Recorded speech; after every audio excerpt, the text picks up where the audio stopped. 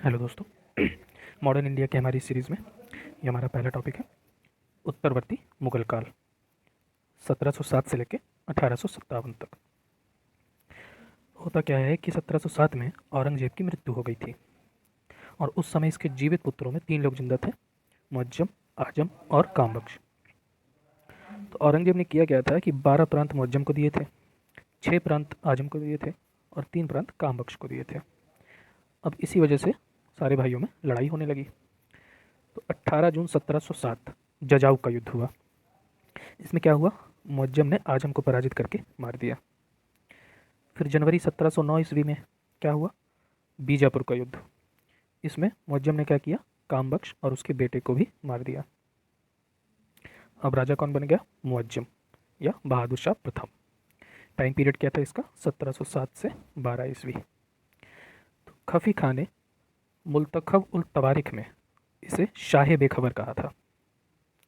इसके समय में क्या हुआ था, गुरु गोविंद सिंह के शिष्य बंदा बहादुर ने विद्रोह कर दिया था। और क्या हुआ था इसके समय में, 1711 ईस्वी में एक डच प्रतिनिधि शिष्टमंडल जेसुआ कैटलार के नेतृत्व में भारत आया था। इसने इसका भव्य स्वागत किया। ठीक है, इसमें एक पुर्तगाली महिला भी शामिल थी जिसका नाम था जूलियाना।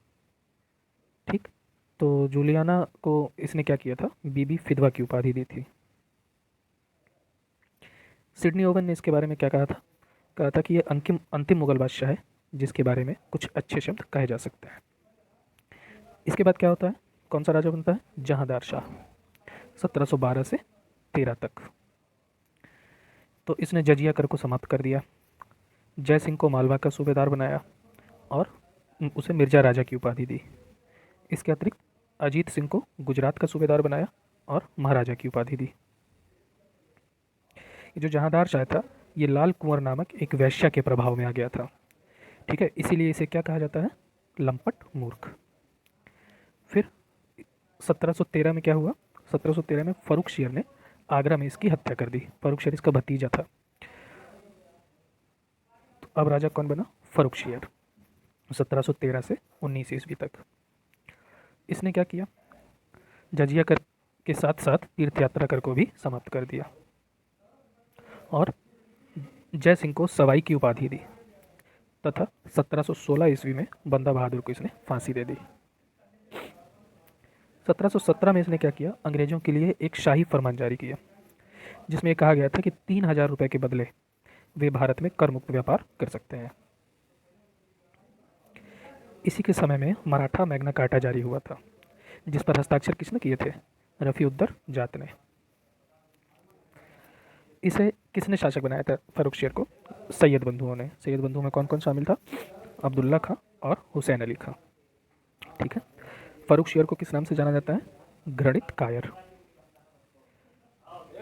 इसके बाद राजा कौन बनता है, रफ़ी उद्दर जाट। 28 फरवरी से लेकर 4 जून तक राजा रहता है ये 1719 में। ये सबसे कम समय तक शासन करने वाला राजा था।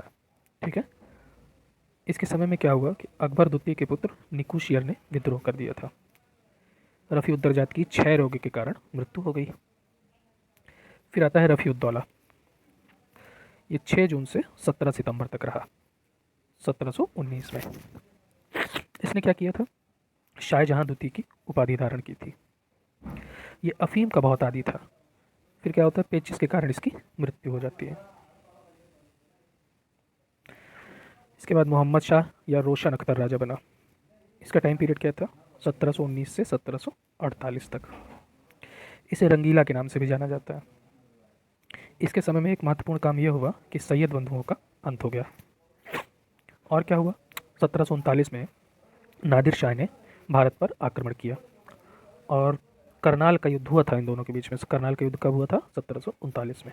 तो करनाल के युद्ध में उसने क्या किया, कोहिनूर हीरा और तख्ते ताउस छीन लिया मोहम्मद शाह रंगीला से।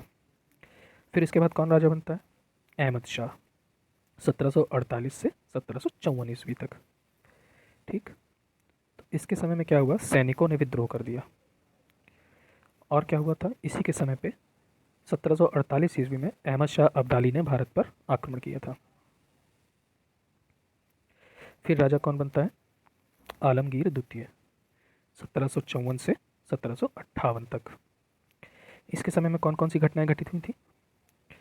20 जून 1756 को ब्लैक होल या काल कोठरी की घटना, और 23 जून 1757 को प्लासी का युद्ध।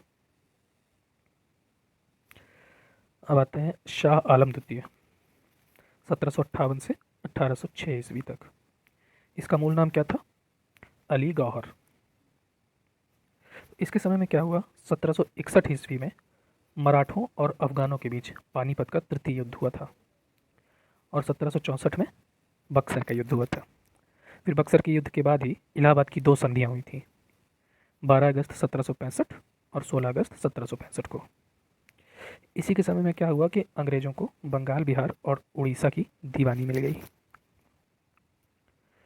1765 से 72 तक के शासनकाल को बंगाल में द्वैत शासन लागू रहा इस टाइम पे, जिसे के.एम. पढ़नेकर ने क्या कहा था? डाकू राज्य की संज्ञा। शाह आलम द्वितीय के टाइम पे ही 1773 का रेगुलेटिंग एक्ट आया, और 1784 में एशियाटिक सोसाइटी ऑफ बंगाल की स्थापना हुई। फिर आते हैं अकबर द्वितीय। इनका टाइम पीरियड क्या था? 1806 से 1837 तक। इन्होंने क्या किया था? राम मोहन राय को राजा की उपाधि देकर ब्रिटेन भेजा था। इसके टाइम पे क्या हुआ? सती प्रथा का अंत हो गया था, और 1835 में मुगलों के सिक्के भी बंद हो गए थे। और मुगलों का अंतिम शासक कौन हुआ? बहादुर शाह जफर, 1837 से 57 तक। ये अंतिम मुगल बादशाह था। 1857 के विद्रोह के बाद इसे रंगून भेज दिया गया, और 1862 में वहीं पे इसकी मृत्यु हो गई। ये बहुत अच्छा गज़ल लेखक भी था। इसकी एक नज़्म है जो इस प्रकार है कि ना किसी की आंखों का नूर हूँ, ना किसी के दिल का करार हूँ, जो किसी के काम ना आ सका मैं वो बुझता हुआ चिराग हूँ। अवध का जो नवाब था वाजिद अली शाह, वो भी गज़ल लिखा करता था। उसकी एक गज़ल है, दरो दीवार पर हसरत से नज़र रखते हैं, खुश रहो अहले वतन, अब हम तो सफ़र करते हैं। अगला टॉपिक है हमारा यूरोपीय कंपनियों का आगमन। तो देखते हैं यूरोपीय कंपनी के बारे में। तो सबसे पहले पुर्तगाली आए थे, उनके बारे में देखते हैं।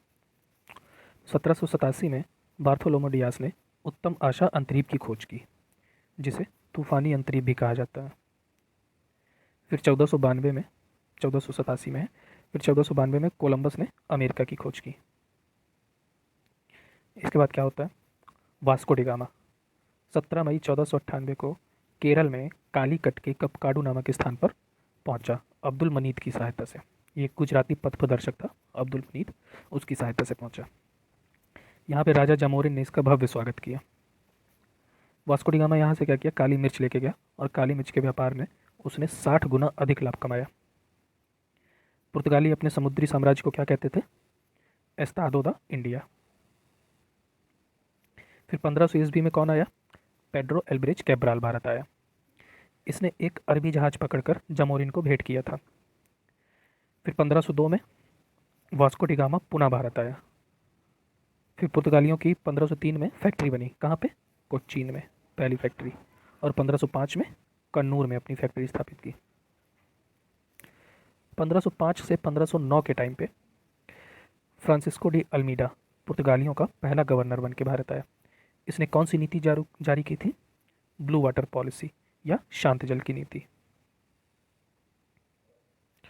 फिर आते हैं अल्फांसो डी अल्बुकर्क।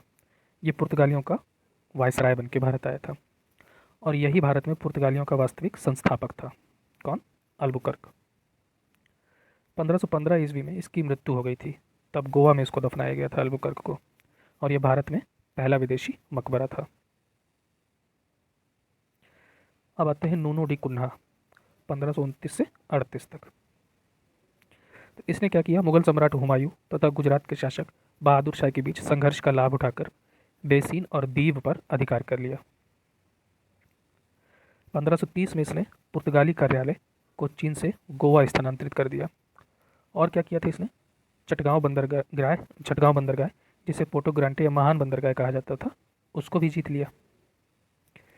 इसके समय में शाहजहां ने कासिम खां को नियुक्त करके हुगली बंदरगाह से पुर्तगालियों को भगा दिया था, तथा औरंगजेब ने मीर जुमला को नियुक्त करके चटगांव बंदरगाह से सबको भगा दिया था। अब पुर्तगालियों की देन देख लेते हैं, क्या क्या देखे गए पुर्तगालियों में। तो 1542 में मार्टिन डिसूजा के साथ प्रसिद्ध संत फ्रांसिस्को जेवियर भारत आए थे और इन्हीं के नाम पर गोवा में सर्वप्रथम चर्च की स्थापना हुई। फिर 1556 में गोवा में एक प्रिंटिंग प्रेस की स्थापना की गई। 1560 में एक ईसाई न्यायालय भी स्थापित किया गया, जिसका विजयनगर के शासक सदाशिव राय ने विरोध किया था।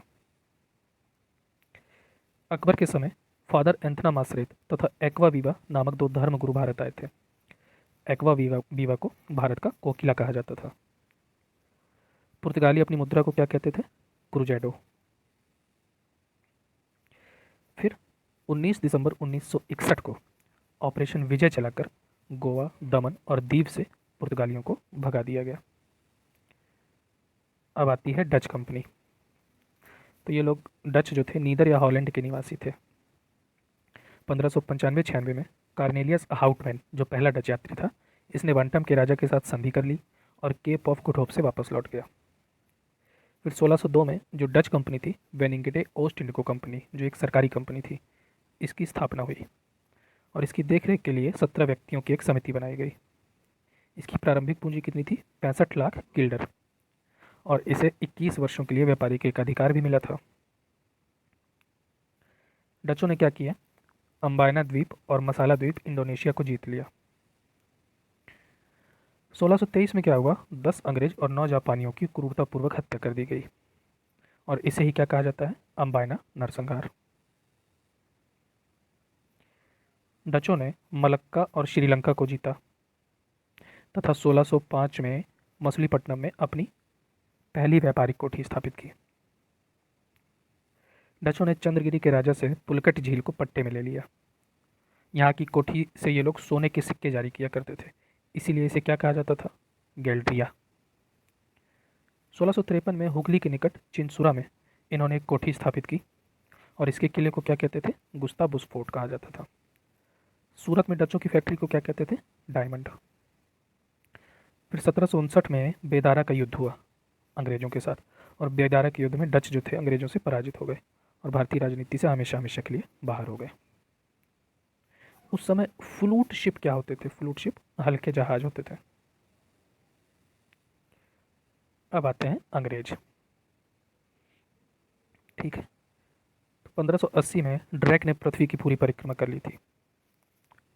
1599 में जॉन मिल्टन हॉल जलमार्ग से भारत आया। 1599 में ही क्या हुआ? 217 व्यक्तियों ने मिलकर मर्चेंट एडवेंचर नामक एक कंपनी बनाई और 31 दिसंबर 1600 ईस्वी में क्या हुआ? एलिजाबेथ टेलर ने इस कंपनी को 15 वर्षों का व्यापारिक एकाधिकार दे दिया। फिर 1609 ईस्वी में इसे अनिश्चित काल के लिए बढ़ा दिया गया।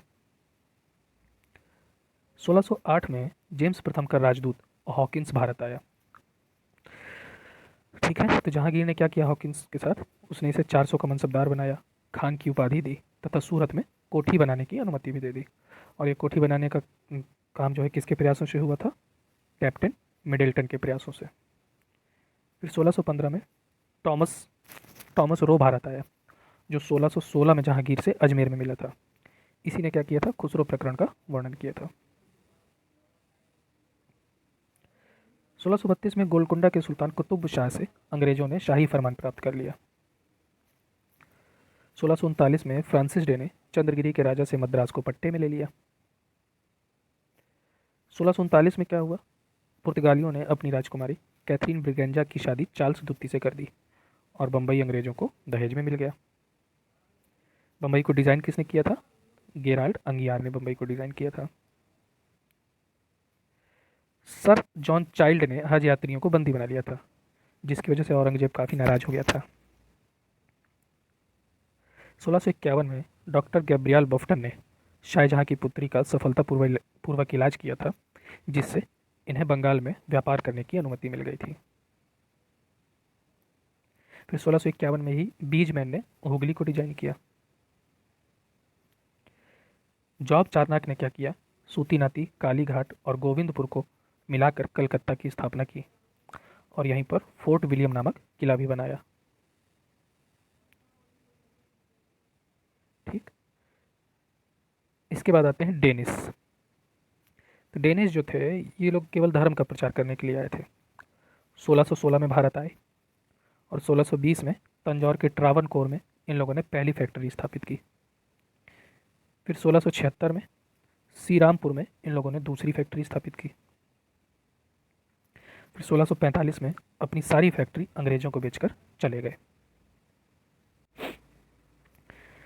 अब मुगलों के से स्वतंत्र होने वाले कुछ राज्य देखते हैं और उनके संस्थापक देख लेते हैं। ठीक, तो अवध का संस्थापक कौन था?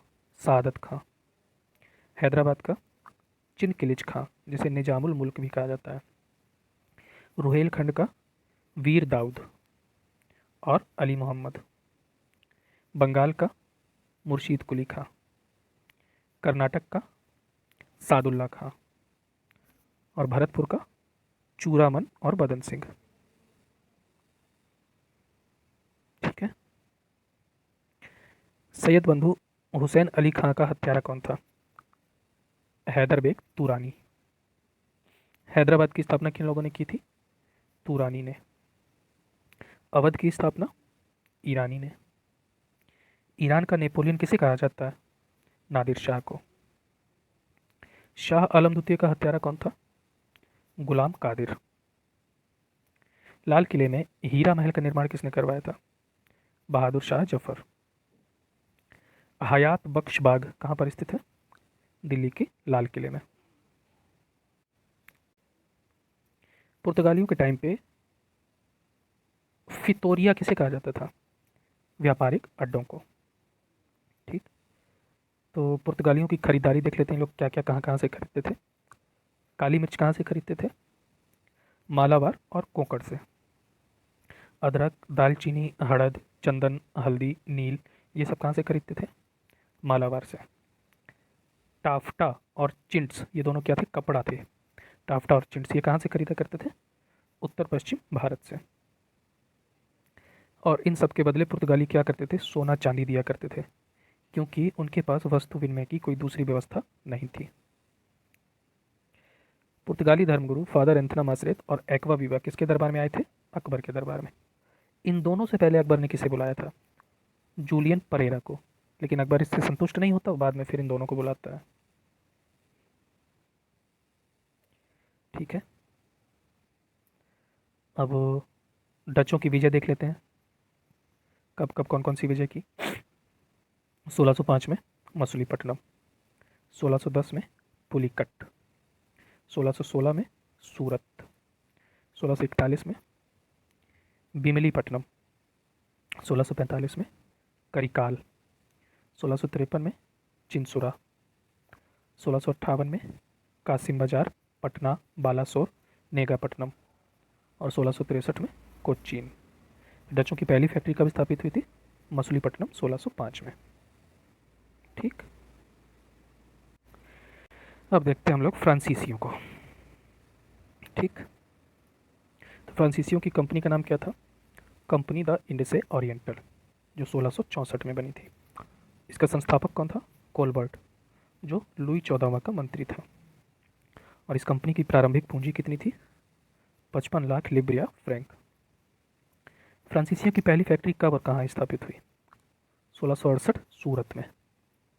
किसके प्रयासों से? फ्रैंक कैरो और मरकारा। फिर इन लोगों ने दूसरी फैक्ट्री कब और कहाँ स्थापित की? 1669 मछलीपट्टनम में। 1672 में किसने गोलकुंडा से संथोमी को जीता था? एडमिरल डे लाहे ने। पुदुचेरी का संस्थापक कौन था? Frank Martin, 1673। चंद्रनगर की स्थापना किसने की थी? चंद्रनगर की स्थापना कब हुई थी? 1674 में।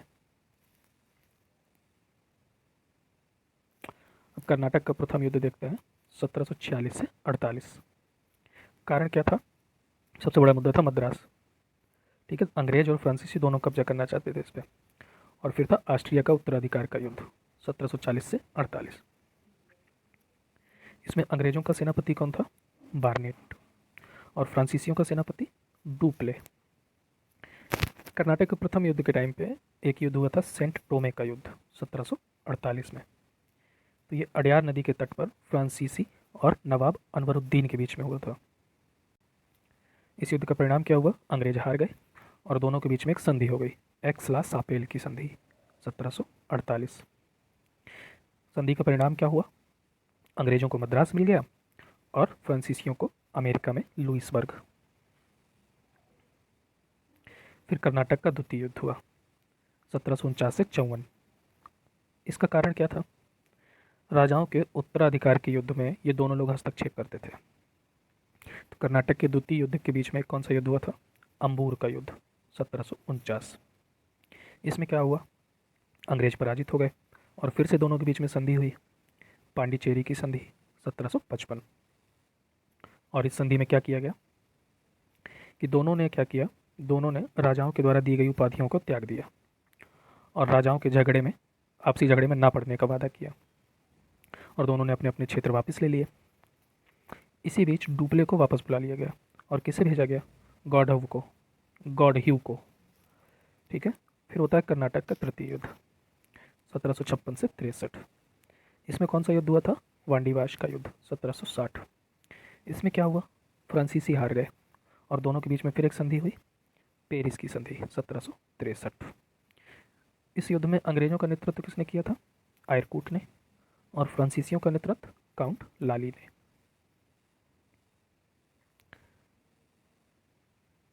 ठीक।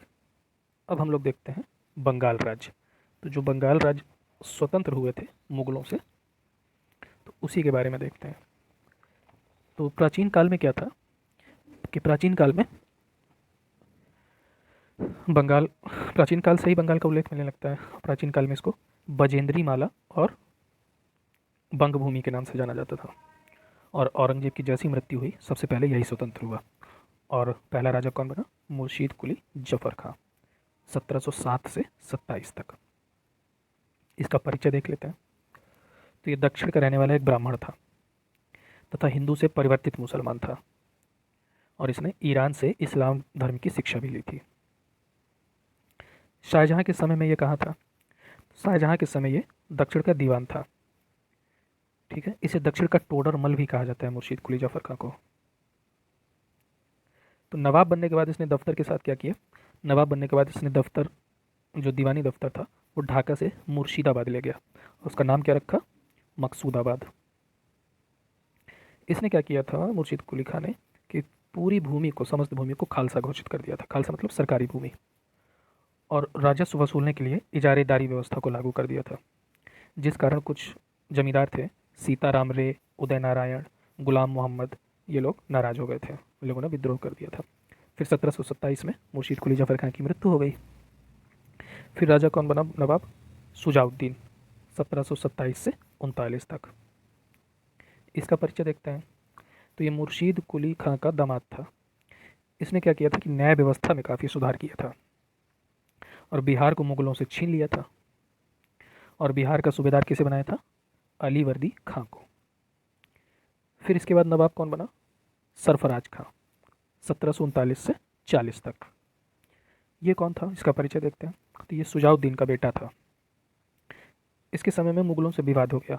विवाद कैसे हुआ था कि इसने क्या किया था कि मुगलों के राजकोष में जो धन दिया जाता था यहाँ से बंगाल से, उसमें 20% की कटौती कर दी। तो मुगल एकदम डिस्टर्ब हो गए। तो मुगलों ने क्या किया कि अलीवर्दी खां को अपने फेवर में ले लिया और अलीवर्दी खां को बंगाल का नवाब बनाने का प्रॉमिस करा के लड़वा दिया सरफराज खां से। ठीक है।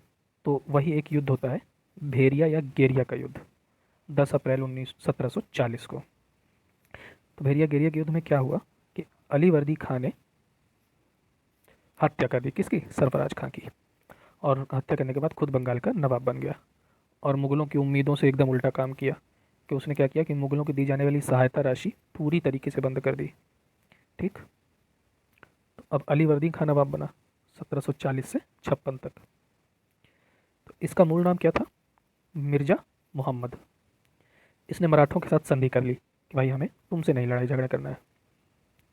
और इसने क्या किया था? अंग्रेज़ों की तुलना मधुमक्खियों से की थी। जब सिराजुद्दौला को अपना राजपाट सौंप रहा था मरते टाइम, तो कहता है सिराजुद्दौला से कि अंग्रेज़ जो है मधुमक्खी के समान है, अगर इनके साथ प्यार से रहोगे तो ये लोग शहद देंगी और अगर छेड़ोगे तो फिर ये काट लेंगी। तो उसी हिसाब से तुम शासन करना। तो अब बनता है कौन? सिराजुद्दौला नवाब बनता है 1756 से 1757 तक। तो इसके समय में एक घटना हुई थी, ब्लैक होल या काल कोठरी की घटना। कब हुई थी? 20 जून 1756। क्या थी ब्लैक होल या काल कोठरी की घटना? तो इसका उल्लेख किसने किया था? हालवेल ने। ठीक है। इसमें क्या होता है कि 18 फीट लंबे और 14 फीट 10 इंच चौड़े एक कमरे में 146 लोगों को बंद कर दिया जाता है। ठीक, 146 लोगों को क्या कर दिया जाता है? बंद कर दिया जाता है। रात भर में क्या होता है, 100 मतलब सब लोग मर जाते हैं, केवल मात्र 23 लोग ही जिंदा बचते हैं। उन्हीं जिंदा बचे लोगों में एक हालवेल भी था। इसके बाद क्या होता है? अलीनगर की संधि होती है। कब होती है अलीनगर की संधि? 9 फरवरी 1757 को। तो किसके किसके बीच हुई थी? सिराजुद्दौला और अंग्रेजों की तरफ से लॉर्ड क्लाइव। संधि की शर्तें क्या थी? शर्तें ये थी कि कंपनी अब बंगाल में कर मुक्त व्यापार कर सकती थी, अपनी सुरक्षा के लिए सेना रख सकती थी और अपने सिक्के भी ढाल सकती थी। ठीक, अब देखते हैं प्लासी का युद्ध कब हुआ था? 23 जून 1757। तो प्लासी के युद्ध में क्या हुआ कि सिराजुद्दौला के खिलाफ इसके अपने ही लोग थे। कौन कौन? इसकी जियारिस करके ट्रिक है वो।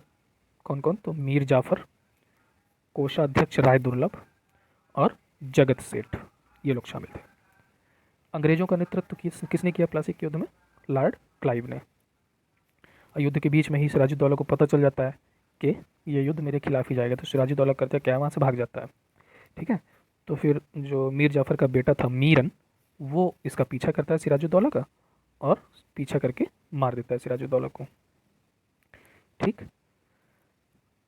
तो जब प्लासी का युद्ध हुआ था तो प्लासी के युद्ध के समय ब्रिटेन के पीएम कौन थे? मिस्टर चौदम। अब क्या होता है, प्लासी का युद्ध जब खत्म हो जाता है तो मीर जाफर को नवाब बनाया जाता है और क्लाइव को उपाधि दी जाती है क्या? लॉर्ड। ठीक है। और क्लाइव का गधा किसे कहा जाता है? तो क्लाइव का गधा कहा जाता है मीर जाफर को। देखते हैं। तो प्लासी के युद्ध के बारे में कई सारे विद्वानों ने बहुत कुछ कहा था, जैसे कि ये युद्ध एक सौदा था जिसमें नवाब को अंग्रेजों के हाथों बेच दिया गया था। किसने कहा था? के.एम. पणिकर ने। इस युद्ध के बाद मध्यकाल का समाप्त हुआ और आधुनिक काल का प्रारंभ हुआ। ये किसने कहा था? जे.एन. सरकार ने। प्लासी के युद्ध से बेशर्म लूट के इतिहास की शुरुआत होती है। ये किसने कहा था?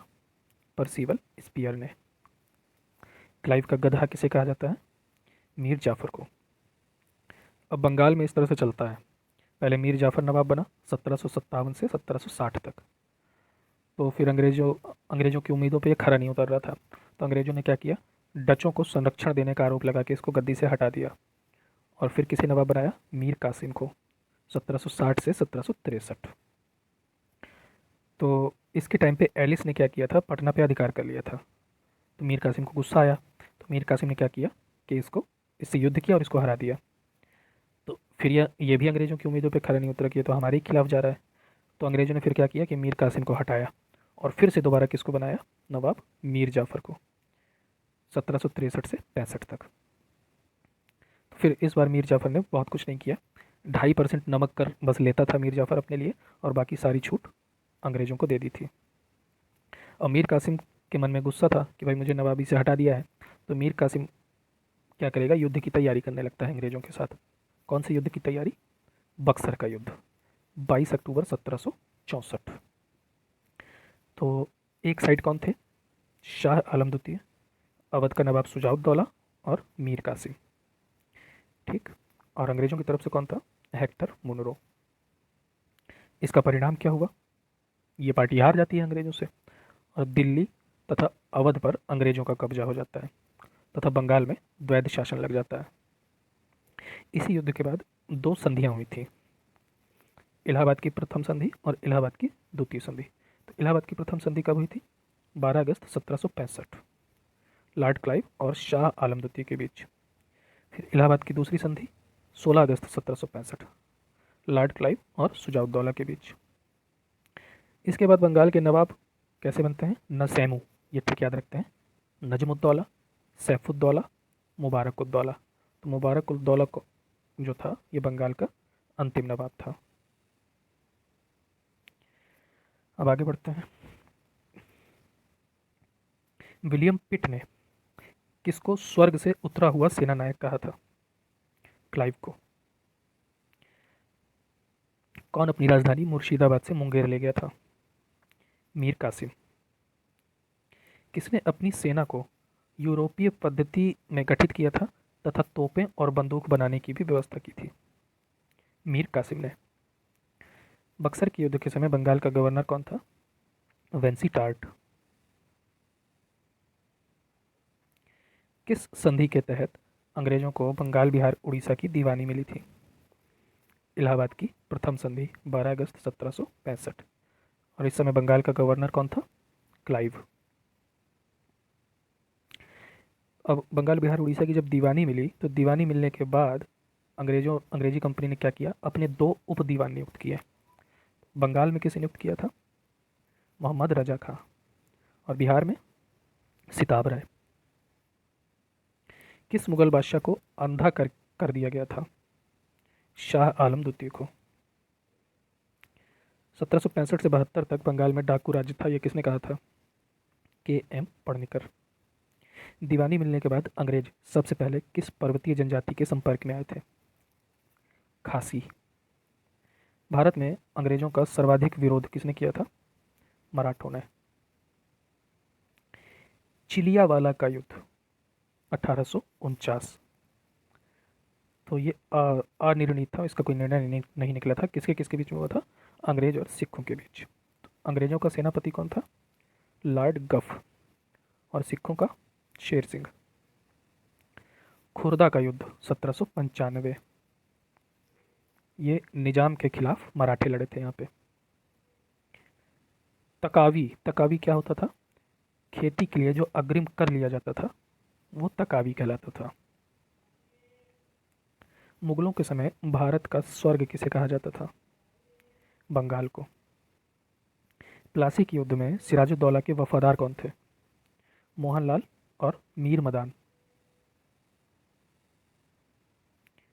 अब देखते हैं हम लोग मराठा।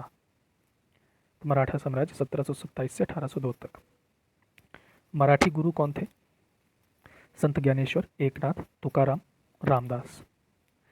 तो रामदास जो थे ये शिवाजी के गुरु थे। इन्होंने एक पुस्तक लिखी थी 10 बोध। और 10 बोध में क्या किया था? कर्म दर्शन के उपदेश दिए थे।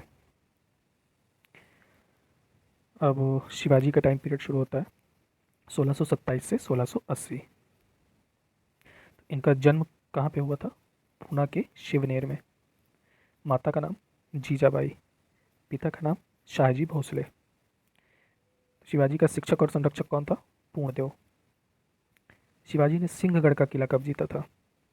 1643 में। और तोरण का किला कब जीता था? 1646 में। ठीक है। शिवाजी का अफजल खां के साथ संघर्ष हुआ था, कब हुआ था? 1659 में। ठीक। तो अफजल खां के साथ संघर्ष में क्या हुआ था ये देख लेते हैं। तो ये एक कहानी की तरह है, तो उसी वजह से मैंने लिखा नहीं है यहाँ पे, आपको बता देता हूँ। तो होता क्या है कि बीजापुर ने शिवाजी को कैद करने के लिए भेजा था अफजल खां को। तो अफजल खां गया और कृष्ण जी भास्कर को अपना दूत बनाकर शिवाजी के पास भेजा। ठीक है। तो शिवाजी पहले से इस बात को जानते थे। तो शिवाजी ने क्या किया, जब अफजल खां से मिलने पहुंचे तो शिवाजी ने पहले ही मोरो पिंगले और नेताजी पालकर को जंगलों में छुपा दिया था। ठीक है। और गोपीनाथ को अपना दूत बनाकर भेजा। इस समय शिवाजी के जो अंगरक्षक थे वो कौन थे? जीव महल और शंभूजी काबजी। तथा अफजल खां का जो अंगरक्षक था वो कौन था? सैयद बांदा खां। तो जब शिवाजी और अफजल खां की मुलाकात होती है तो गले मिलते टाइम शिवाजी छुरा घोंप देते हैं, इसको खत्म हो जाता है। फिर क्या होता है? शाइस्ता खां का संघर्ष, शाइस्ता खां के साथ संघर्ष 1663 में। तो औरंगजेब ने क्या किया था? शाइस्ता खां को दक्षिण का सूबेदार बनाया था। तो जैसे ही ये दक्षिण का सूबेदार बनता है ये शिवाजी को मारने की योजना बनाने लगता है। ये बात शिवाजी को पता चल जाती है। तो जब ये पूना में था शाइस्ता खां तो शिवाजी ने इसके ऊपर आक्रमण कर दिया। ठीक है। तो इसमें शाइस्ता खां का अंगूठा कट गया था और उसके पुत्र फतेह सिंह की मृत्यु हो गई थी। फिर शिवाजी ने क्या किया था? सूरत की प्रथम लूट की थी। कब? 8 जनवरी 1664। इस समय यहाँ पे सूरत में अंग्रेजों की कोठी का अध्यक्ष कौन था? Sir George Oxenden. तो शिवाजी का वर्चस्व काफ़ी बढ़ता जा रहा था। ठीक है, इससे क्या हुआ कि मुगल काफ़ी परेशान हो गए थे। ठीक, तो मुगलों ने क्या किया कि शिवाजी के साथ एक संधि करी, जिस संधि को कहते हैं पुरंदर की संधि। कब हुई थी? 23 जून 1665 को। ठीक है, किसके किसके बीच हुई थी? शिवाजी के बीच, और मुगलों की तरफ से कौन आया था? जय सिंह। इस समय एक अंग्रेज यात्री भी मौजूद था, कौन? मनूची। अब संधि की शर्तें क्या थी?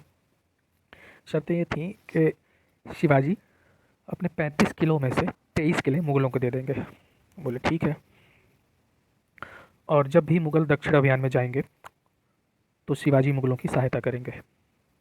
ठीक है, उसके बाद जो शिवाजी के बेटे थे संभाजी, तो संभाजी को मुगल सेना में 5000 का मनसबदार बनाया जाएगा। ये सारी शर्तें हो गई। अब क्या होता है कि विवाद क्या था? विवाद ये था कि जब संधि पर हस्ताक्षर करने के लिए शिवाजी पहुंचते हैं तो शिवाजी को 5000 के मनसबदारों की टुकड़ी में खड़ा कर दिया जाता है, लाइन में। इससे शिवाजी नाराज हो जाते हैं। जब नाराज हो जाते हैं तो औरंगजेब करता क्या है? कैद कर लेता है शिवाजी को, जेल में डाल देता है। तो अब शिवाजी बैठ के वहाँ प्लान बनाते हैं कि कैसे यहाँ से निकला जाए। तो एक आदमी था हीरोजी फर्जन, वो एकदम शिवाजी की तरह लगता था। तो शिवाजी ने क्या किया कि हीरोजी फर्जन को अपनी जगह बैठाया और वहाँ से भाग गए। और वहाँ से भागने के बाद मुअज्जम के माध्यम से औरंगजेब के साथ संधि कर ली। इस संधि में क्या हुआ कि शिवाजी को राजा की उपाधि दी गई और बीजापुर तथा गोलकुंडा से चौथ वसूलने का अधिकार दिया गया। ठीक, अब शिवाजी का राज्याभिषेक देखते हैं। तो शिवाजी का 2 बार राज्याभिषेक हुआ था। ठीक है, एक बार हो गया था, फिर उसके बाद क्या होता है, इनकी माता की मृत्यु हो जाती है, तो फिर दोबारा होता है। तो राज्याभिषेक के समय कौन सा अंग्रेज उपस्थित था?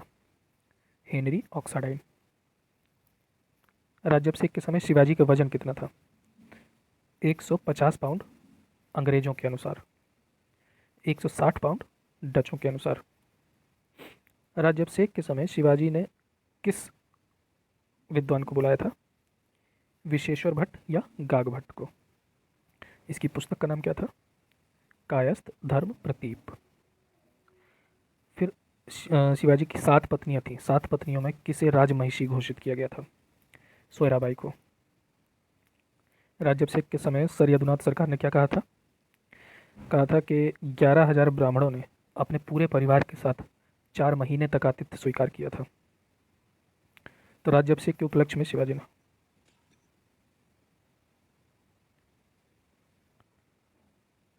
तो राज्याभिषेक के उपलक्ष्य में शिवाजी ने क्या क्या किया था? एक संवत चलाया, सोने चांदी के सिक्के जारी किए और सिक्कों पर श्री शिवा छत्रपति अंकित करवाया था। शिवाजी की अंतिम विजय कौन सी थी? जिंजी का किला 1678 में। शिवाजी की मृत्यु कब हुई? 1680 में। तो इनका अंतिम संस्कार राजा राम ने किया था, इनका दूसरा बेटा था, तथा इनकी 7 पत्नियों में से पुतली बाई ने सती प्रथा को संपन्न किया था। शिवाजी के किस बेटे ने विद्रोह किया था शिवाजी के ही खिलाफ? संभाजी ने। ये अपनी पत्नी येसुबाई के साथ भाग गया था और दिलेर खां के साथ जाकर साठगांठ कर ली थी। इतनी सब चिंता की वजह से शिवाजी की मृत्यु हुई थी। फिर आते हैं संभाजी।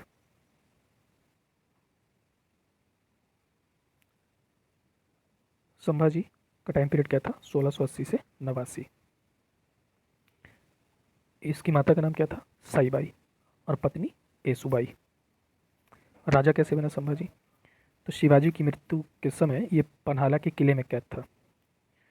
तो शिवाजी की मृत्यु के बाद राजा राम को शासक बनाया गया था, तो वहाँ से निकलता है और ये राजा राम को हटा के शासक बन जाता है। इसके समय में प्रशासन का सर्वोच्च अधिकारी कौन था? उत्तर भारत का कवि कलश। संभाजी का संघर्ष किसके किसके साथ हुआ था? जजीरा के सिद्धियों के साथ, पुर्तगालियों के साथ और अंग्रेजों के साथ। संभाजी की मृत्यु कैसे हुई? तो औरंगजेब का जो विद्रोही पुत्र था अकबर, वो संभाजी से आकर मिला था। इस बात से औरंगजेब नाराज हो गया। उसी वजह से औरंगजेब ने क्या किया, संभाजी और कवि कलश की हत्या करवा दी। ठीक है, किसने की थी हत्या? बहादुरपुर में मुकर्रफ खां ने हत्या कर दी थी इनकी। ठीक है, तो इसमें यहीं तक रहने देते हैं, बाद में फिर आगे बात करेंगे। ठीक है।